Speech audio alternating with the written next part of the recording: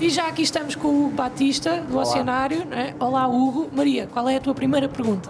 Como é que eu faço para trabalhar no Oceanário? Não estou a brincar. A minha primeira pergunta, bem-vindo ao Curto-Circuito antes de mais, a primeira pergunta é: qual é o teu trabalho aqui? Por amor de Deus, explica-me, porque eu gostava de fazer o mesmo. Então, temos várias pessoas a trabalhar aqui no Oceanário.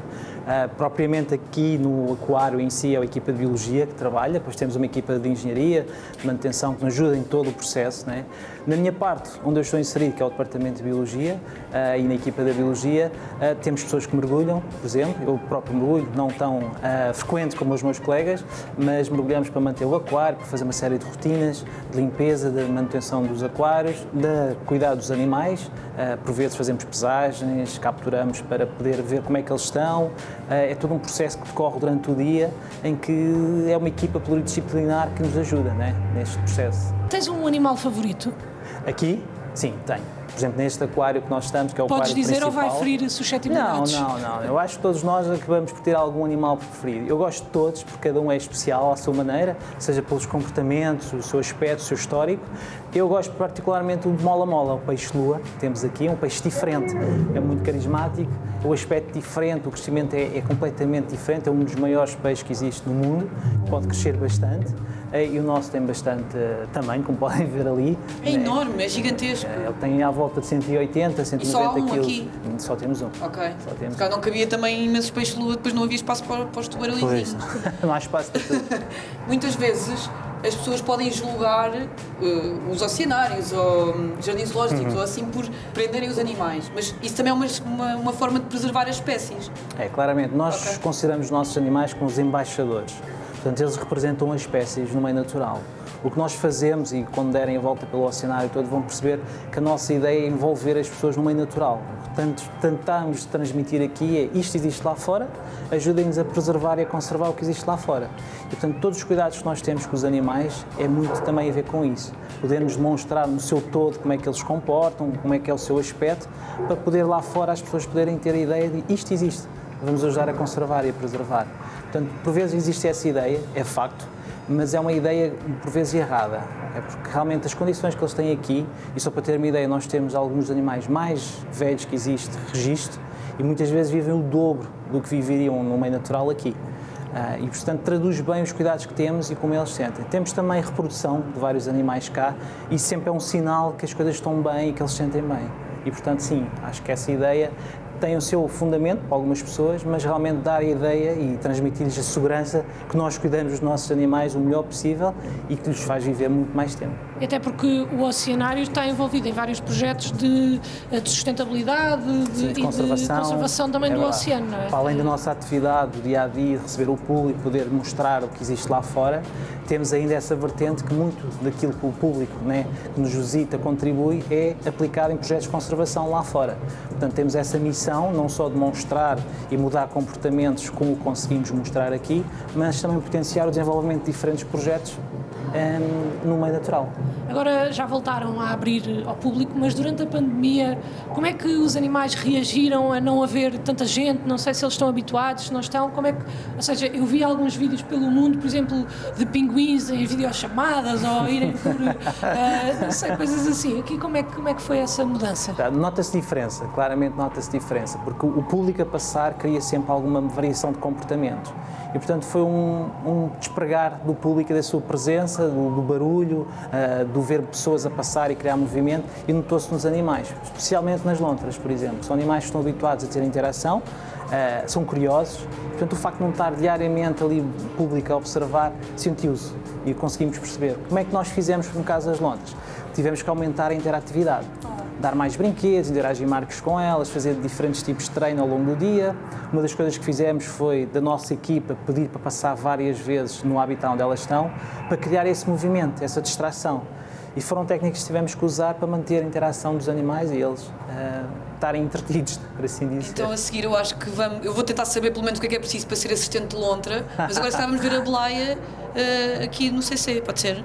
Sim, que o Pedro Durão foi falar com ela, portanto, vejam lá.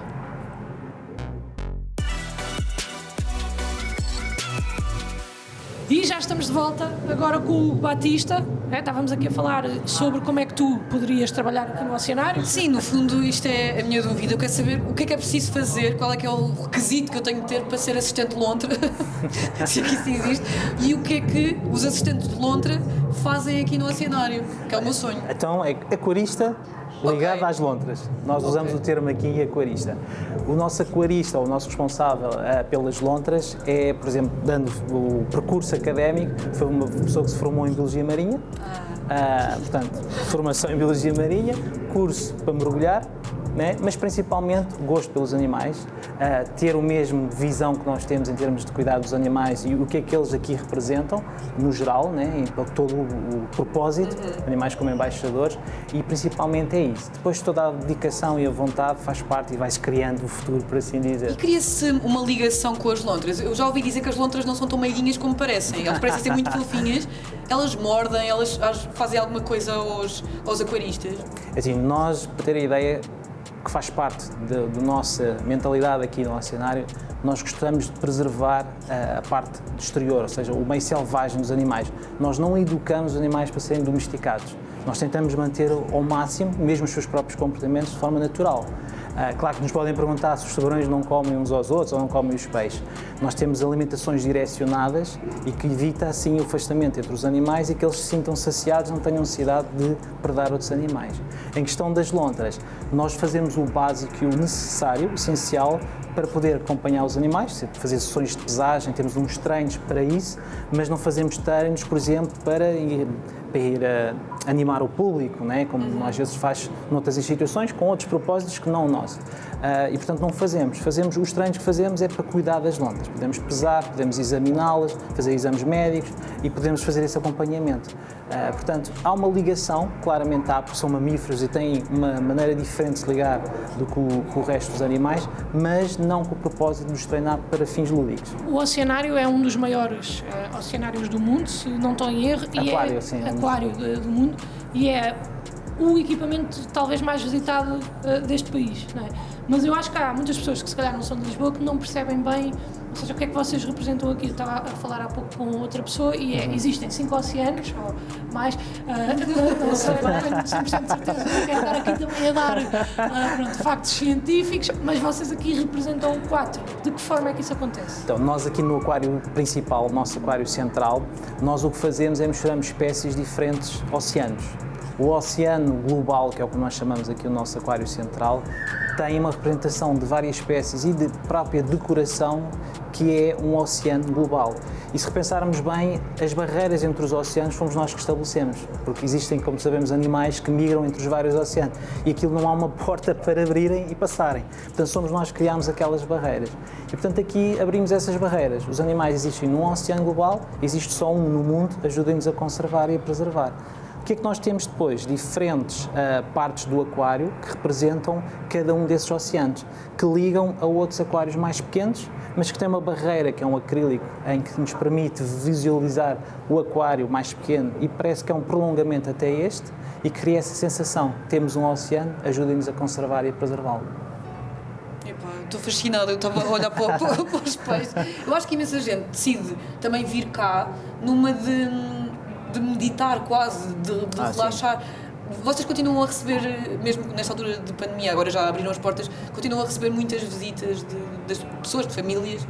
Felizmente temos, acho que o público se sente seguro. Nós temos uma série de medidas implementadas aqui no Oceanário que permite realmente uma visita segura.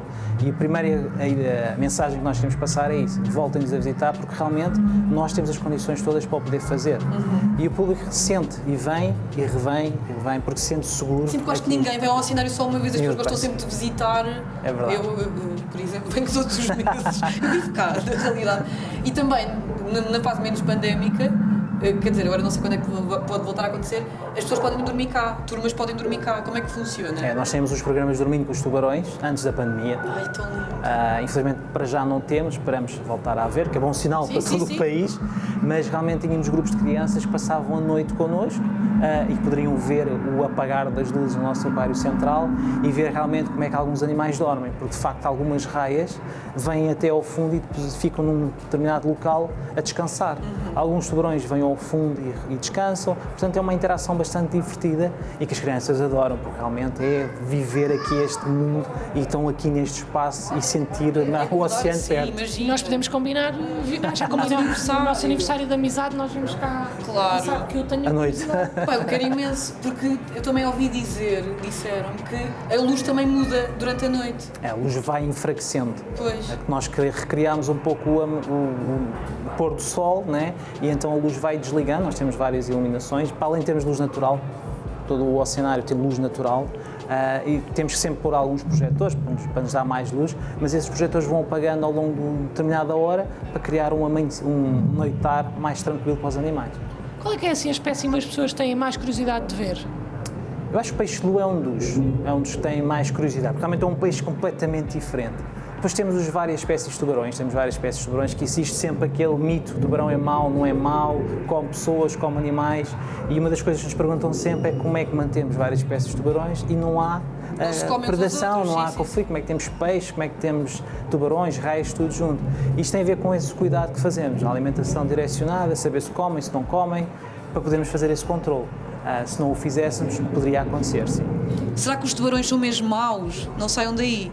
Fiquem por aí, que nós vamos responder a esta pergunta a seguir. Mas agora vamos a algo também muito intenso. Falar com os Fábios sobre o podcast A Casa dos Fábios.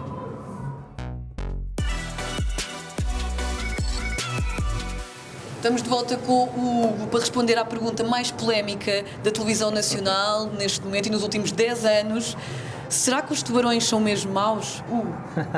Passo para ti. Não são maus. Pois. Existe este mito. Já está respondido. Já está respondido. Acabou, temos aqui alguns a passar neste momento. O tamanho bastante diferente. Temos um peixe mesmo ao lado, como podem ver, e ele não tem medo. Portanto, nós não devemos ter medo também, né? Há que ter respeito, e isso é importante. Nós que mergulhamos aqui temos respeito para com os animais, todos, seja o tubarão, seja o peixe mais pequeno, e é importante isso. Que sejam, de alguma forma, com o aspecto que têm os dentes, criar algum medo e algum receio, é verdade. Mas os cães também têm, as lontras, como falamos, também têm. De cães e de outros animais do que de tubarões no mundo. Eu acho que a indústria cinematográfica também pode ter contribuído para que nós tenhamos pânico de tubarões. Sim, mas vocês aqui mergulham com tubarões e não têm medo. Mergulhamos aqui com tubarões, não há problema nenhum, e fazemos-o regularmente aqui no aquário para manter dos animais todos. Portanto, é um mito que às vezes se criou. Muitas vezes há ataques, é verdade que há ataques lá fora e muitas vezes associado a engano do próprio animal ou da forma de prancha, como sabemos, que imita uma foca. Existe muito isso, mas é como referiste, há mais ataques de cães, etc., de outros animais do que propriamente de tubarões, né? E, portanto, nós sentimos seguros ao fazê-lo e estar com eles. Nós estamos aqui a falar muito da fauna, mas vocês também têm um lado importante de flora, não é? Temos na parte dos habitats, sim, sim. Qual é que é assim, a importância? Eu não ligo muito, é só para quem liga aí em casa, não ligo da flora. Não ligo muito a plantas debaixo de água, percebes? Não é uma cena que eu... Mas qual é que é a importância? Portanto, nós temos duas partes. Temos a parte de plantas em si nos habitats que compõem, a parte externa, e depois temos a exposição de florestas submersas, em que é do Takashi Amano, o aquascaper que nos ajudou a criar esse aquário. Realmente é florestas submersas, é uma parte plantada, e a ideia realmente é criar uma imagem do seu autor e submergi-la, ou seja, não é um oceano como temos aqui que representa um determinado oceano, lá não é um habitat específico, é uma representação artística do autor, que claramente tem várias espécies de peixes e de plantas que cria aquele ambiente que é uma visão. E é interessante por isso. E isso, naquele espaço, por exemplo, tem uma componente zen, como falámos há pouco aqui, que ainda é mais exacerbada ali. E realmente há muitas pessoas que vão contemplar aquela exposição nesse sentido. É um estado de calmaria, de relax, de zen, para se estar. Eu não sei se pode usar conselhos também para o oceano em geral, fora aqui do oceanário, para os 5 oceanos, não é, Luana? São 5. Não tenho 100% de certeza. É um oceano muito grande. São 5. São 5.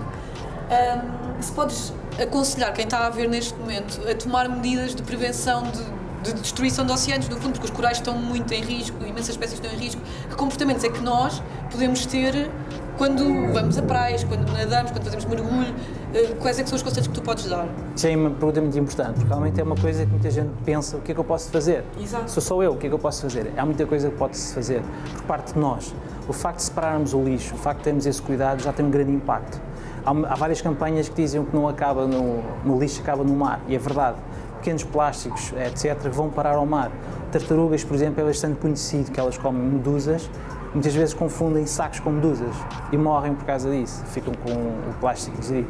Temos a questão do microplástico, começa a surgir muito essa questão, que fica dissolvido na água, que compromete depois o desenvolvimento de peixe, etc. As purpurinas, não é? Também. Por exemplo, portanto... Só glitter. Portanto, são comportamentos que nós em casa podemos ter, tão simples quanto o facto de separar o lixo, que pode ajudar. Na rua, na praia, quando encontramos lixo, não virar costas, pegar no lixo e pô-lo no sítio devido para não ir parar ao mar. Se todos fizermos isso, o impacto é enorme. Em termos de consumo, a decisão que tomamos em termos de consumos é bastante importante, porque ou ajudamos a reduzir as emissões de carbono ou potenciamos ainda mais. Portanto, são todas decisões que nós podemos tomar e cada um de nós tem o seu impacto. E algumas não são assim tão complicadas É como as verdade, pessoas é uma questão de escolha. acham. Em relação a nascimentos, aqui no Oceanário, porque eu sei que nasceu durante a pandemia um pinguim. Certo. E as lontras já cá estavam. As lontras já cá estão. São filhas das... Já são nascimentos mais antigos. Exatamente, mas vocês celebram o nascimento de uma nova, de um bebê? Cada um deles. Baby shower. É mesmo, de todos. Não, nós gostamos sempre, né, e tentamos sempre divulgar e dar a conhecer quando um animal novo nasce aqui no Oceanário. Tivemos realmente em pandemia um pinguim, uma andorinha do mar, que nasceram no ano passado. Uma andorinha do mar. Nasceu no ano passado, quando estávamos fechados ao público. Entretanto, temos nascimentos de tubarões, etc., que vão acontecendo por vezes. E isso é uma coisa importante também. Animais que nascem na nossa instituição, muitas vezes depois também vão para outras instituições. Existe uma partilha para essa instituição usar, ou usando esse animal para transmitir uma mensagem. E, portanto, nós não temos esse impacto de ir ao meio natural buscar animais, mas usamos os animais que temos para entre instituições partilhar. Quem ainda está a pensar, eu não sei se é seguro ir ao Oceanário, se não é, por favor, convida as pessoas a virem ao Oceanário. Eu convido toda a gente a visitar-nos, realmente é seguro, temos todas as medidas implementadas para garantir essa visita segura e podem contemplar isto tudo e muito mais ao visitar-nos. Portanto, venham ao Oceanário, muito obrigada. Obrigado eu por Hugo, nós adorámos, não foi? Disfarçar-me de pinguim e vou viver de cá, naquelas grutinhas, sabes? Achas que notam? Não, acho que tu tens tudo. Hugo, muito obrigada. Obrigada. Obrigado eu. Ao Oceanário e nós vamos agora passear um bocado, acho eu. Sim, quer ver as lontras?